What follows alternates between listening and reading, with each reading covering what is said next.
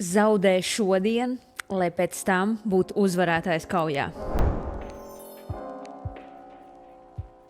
Bāz, cik īstenībā es esmu bijis skopa. Man vienmēr likās, ka es tik daudz daru labu un es tik ļoti varu cilvēku celt un īstenībā es tik labs cilvēks esmu. Bet īstenībā, ja es ieraugos tā dziļāk, Dievs ir ārkārtīgi lielu darbu darījis manī. Un kāpēc es nosaucu šo sarunu par to, ka zaudē tagad? Jo ir ļoti viegli dot kaut ko, kas tev neko nenozīmē. Un tēlot baigo varoni, ka tu kādam palīdzi, ka tu esi kādam noziedojis vai palīdzējis, bet īstenībā tas vienkārši priekš tevis tieši neko nav nozīmējis. Un tāpēc ir viegli par to runāt un teikt un darīt. Nu, piemēram, ja tev skapī ir aizstāvēsies lieta, kura jau sen tev nerada prieku, un tu ļoti labprāt īstenībā pat viņu izsviestu ārā, un tajā brīdī tu ieraugi kādam vajadzību, un vai tev ir grūti to atdot? Laikam nē, jo tu tik un tā viņu izsviestu ārā. Bet mēs liekam sev tādu kā ordenīti malacis. Bet kā būtu, ja Dievs uzrunātu tavu sirdi, iedot otram to, kas priekš tevis ir dārgi? Ko tu vēl saproti, ka tu vēl varētu uzvilkt? Ka šī lieta tev ir īpaši mīļa, un tu varbūt viņu tik bieži nelieto, bet nē, es viņu vēl varētu pārdot. Un tajā brīdī jau bišķītiņa lauziens, vai ne?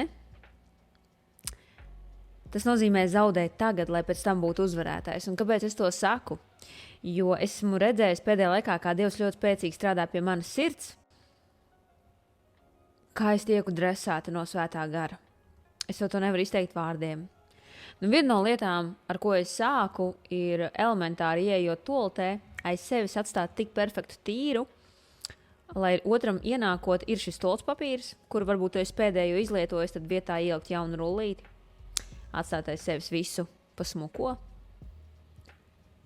Neveikla tēma, vai ne? Ratiņus veikalā aiziet nolikt atpakaļ, pat ja tu esi pārdomājis iepirkties. Vai ja tu esi paņēmis makaronu paku un pie kases saprastams, kad tev īsti viņu nevajag aiziet un nolikt viņu atpakaļ vietā, bet nevis nomest kaut kur pie kases, tāpēc, ka tev ir slinkums iet. Un ja tu staigā par apģērbu veikalu un kādam nokrīt drēbe no pakaramā, tad pieeji un tu pacel viņu un pakarini.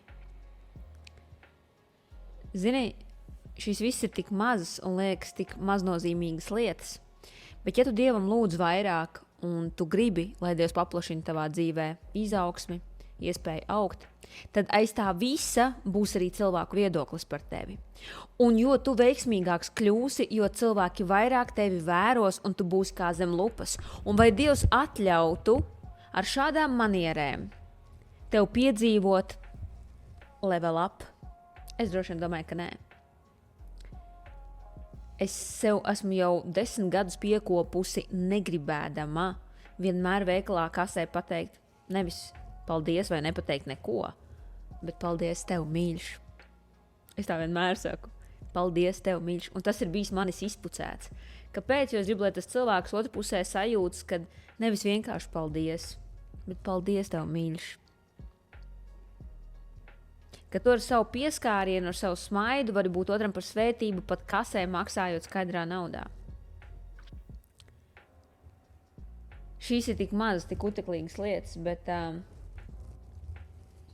vai, piemēram, ja tev kāds kasē izdos vairāk naudiņu tikai dēļ tā, kad ir kļūdījies, vai tu priecāsies par to, ka wow, cik superīgi, es dabūju pa virsu vēl 2, vai tomēr tu aizies atpakaļ un pateiksi, hei, tu biji kļūdījies, šeit ir šie 2 eiro. Pārbaud, lai tev vakarā sakrīt kase. Un lai kurp tu neietu, ieej ar smaidu. Šo es vēl mācos. Šo es vēl tiešām mācos. Bet ko tas paver manā dzīvē? To, kad es tik tiešām redzu, kā Dievs man ļauj uzvarēt lielajā kaujā. Un es redzu, kā Dievs paver manas iespējas dzīvē aizvien plašākas tikai dēļ tā, ka viņš redz, ka esmu gatava ar sevi strādāt pie vismazākajām lietām. Un tas neiet par to, ka tev ir jābūt pieklājīgam vai ka tās ir vienkārši labas manieres, ko tev iemāca. Bet tas ir tas, ka tu jau dzīvo pat dzīvi ar vēlmi kaut kur apšmaukt, kādu kaut kur piekāst, paņem no darba maisiņus līdzi, vēl nošmaukt kādu pildspalvu, atnākt uz darbu, ar 10 minūšu nokavēšanos cerēdams, ka darba priekšnieks to nepamanīs. Visur, kur tu ej, tu gribi kādu apšmaukt. Un vai Dievs tiešām dos pagodināties šāda cilvēka dzīvē, kurš visur meklē, kā tik kaut kur noraut mazo džekpotu? Zini, kāpēc par šo tēmu sāku runāt? Tāpēc, kad es tikko biju uz manikīru, praktiski 2 nedēļas atpakaļ, un tur sēdēja viens džeks. Dīvaina situācija bija, bet viņš uzdeva vienu man tādu jautājumu. Klau, kas ir bijušas šīs dienas 3 labās lietas, ko tu esi izdarījis priekš kāda cita? Un zini, tajā brīdī man bija ko pateikt. Man tiešām bija ko pateikt. Jo es ceļos ar tādu domu, kā es varu kādu svētīt. Un reizēm tas ir vienkārši svētīt ar to, ka tu atnāc uz darbu ar labu noskaņojumu. Ka tu esi atnācis un kaut vai pateikdams, hei, vai es tev varu samīļot? Man šodien reāli kolēģi pieskrēja klāt, viņi teica, Elīna, tev var samīļot. Un es biju līdz asarām, jo es biju atbraukusi. Un es uzzināju īpaši labas ziņas, kas manī, neļauj man bišķītiņu pagulēt pa nakti. Un tas viens samīļojiens, viņai varbūt tas tieši neko nenozīmēja, bet man tas nozīmē tik daudz, ka man likās, ka debes tēvs man ir samīļojis, ka viņš redz manu sirdi, viņš redz, kā es jūtos. Tas tavs paldies mīļš var tik daudz otram nozīmēt. Un nemeklē, kāpēc to izdarīt, vienkārši to dari vienmēr, jo aiz katras lietas ir kāds cilvēks, aiz tevis podā kāds paņems un satīrīs, aiz tevis veikalā kāds paņems un ratiņus noliks. Tas ir kāda cilvēka darbs. Arī veiklā kāds drēbes aiz tevis pacels. Kādas pēdas tu nes tālāk? Un par kādām lielākām lietām mēs varam runāt, ja tu elementāri neiemācies šādus mazos momentus?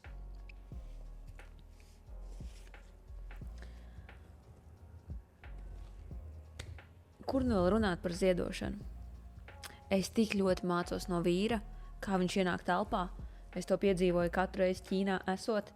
Mans vīrs katru reizi ienākot telpā pie kāda no ražotājiem ienāk ar vērienu un ar tādu smaidu, ka ja pat tur sēdēja kāda sieviete pūpēdis reāli ar ļoti sliktu noskaņojumu šajā dienā, bija tāda sajūta, kad vienkārši nauris izkausēja viņas sirdi un tādā veidā rodas attiecības.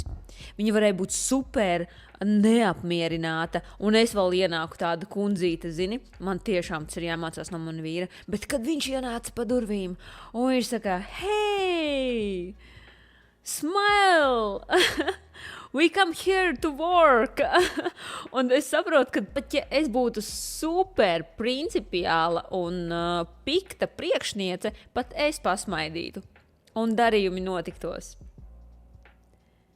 Un reizēm nevajag pamatojumu. Un es tad saprotu, ka īstenībā, ja ne mans vīrs, mēs ļoti daudz labus darījumus nemaz nenoslēgtu. Jo tas, kā viņš māk ienākt pa durvīm un radīt to pirmo iespaidu, no tā ir atkarīgs kāds darījums, jeb cik labvēlīgi, jeb pretīm nākoši viņi būtu. Jo es vēl tā nemāku. Ļoti bieži man ir tāda aizsarga reakcija par to, ka man gribās būt tādā nedaudz pokerītī, nedaudz tā...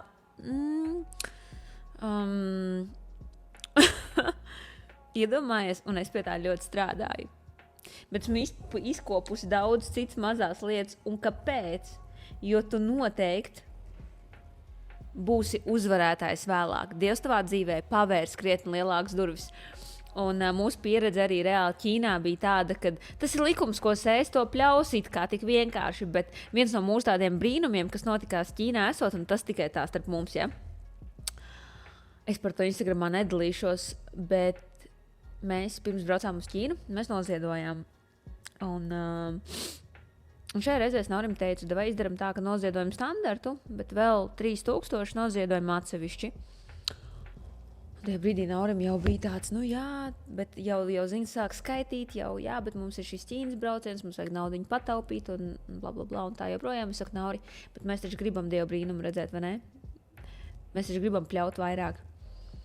Un šis bija man brīnišķīgs pielietojums, kad reāli mēs bijām pavadījuši Ķīnā jau vairāk kā 7 dienas, un īsti neviens ražotājs nebija atrasts, bet 7 dienas mēs bijām tur. Mēs staigājām, visur bijām, it kā bija plus mīnus, visur varētu noslēgt kādu darījumu, bet nebija tāds, 100%, mums vajag šito. Bet bija visi daudz citi apģērbi izplatītāji, izņemot to, ko mums vajag, jo mums vajadzēja tieši virsjakas un mums ļoti vajadzēja džinses. Un līdz šim nebija neviens trumpis. Jā, bija mežģīņa kleitiņas, jā, bija svārciņi, klasiskās bikses, bet tas nav tas, kamdēļ mēs braucām uz Ķīnu. Un tu neticēsi tajā brīdī, kad mēs noziedojām pilnīgi netīšām no visu milzīgās izstādes. Izstāde ir aptuveni kā mūsu 6 arēnas Rīgas vienu vietu, tie visi ir apģērbi, un atrast tur kaut ko, ko tev tiešām vajag, ir praktiski neiespējami, jo vai cena nav laba, vai daudzuma nav labi, vai 101 iemesls. Un tieši tajā dienā no visiem ražotājiem mēs uzdūrāmies uz virsjaku ražotāju, ko mēs meklējām vairāk kā 8 gadus. Mēs 8 gadus meklējām ražotāju, kura virsjakas mēs esam iepirkuši un sadarbojušies jau vairāk kā entākos gadus, bet pat tiešo uz izplatītāju mēs neesam varējuši iziet. Mēs vienkārši negribam būt pārpircēji, jo katru reizi pārpērkot preci, nevis sazinoties ar tiešo kontaktu ražotāju, tu pārmaksā. Bet, lai iziet uz tiešo ražotāju, tev būs arī tādi noteikumi, kurus tu varbūt nevarēsi pavilkt. Un jā, tik tiešām viņi ir liels uzņēmums un viņi var piedāvāt nedaudz labāku cenu, bet tas vairums, kas tev ir jāpaņem, liekas prātam neaptverams. Un tā bija realitāte, ko mēs uzdūrāmies, bet es Naurim saku, bet vismaz mums ir tagad kontakti. Tagad tu zini, uz ko mums iet.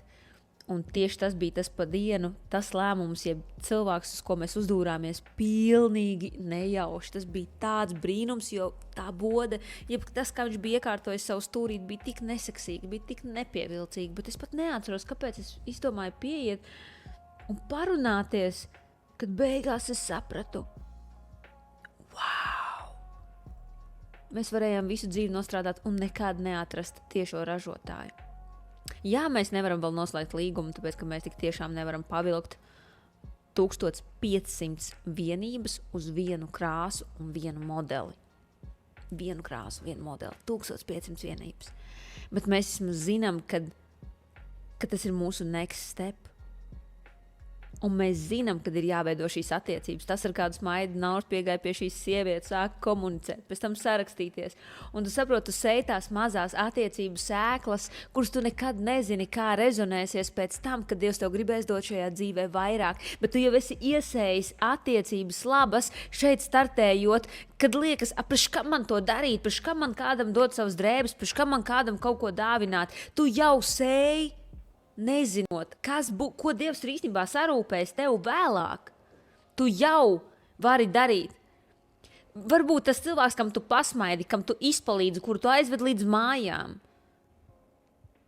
Paies gads, un tu pateiksi, paldies Dievam, es tad pret viņu izturējos mīlestībā. Es tad viņam palīdzēju, es tad viņam izstiepu roku, jo tad viņš varbūt būs gatavs sadarboties ar tevi. Tu nekad nezini, kāda ir dzīves ceļi un ko Dievs ir sarūpējis tev, bet viņš grib tevi pārbaudīt vismazākajās lietās un uzdot sev šo jautājumu, kas ir tās 3 lietas, ko tu šodien esi kādam izdarījis labu un celies ar tādu mērķi, kam es šodien varu būt par svētību.